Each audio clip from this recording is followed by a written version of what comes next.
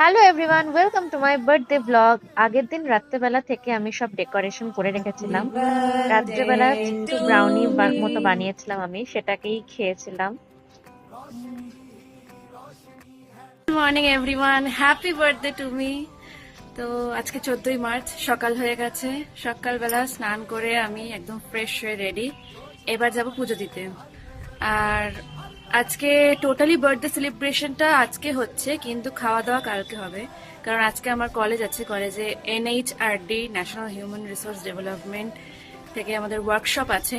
তো সেখানে যেতে হবে আমাকে। তো MBA লাইফ, কর্পোরেট মজদুর লাইফ, কি আর করা যাবে। Documenting my birthday.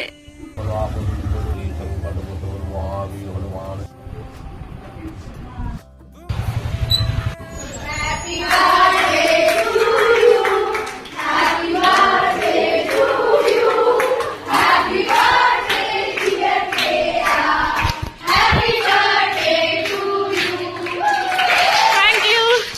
খুব সুন্দর কেক ছিল এবার আমার, আর খুব সুন্দরভাবে ডেকোরেশনও করে দিয়েছিলাম।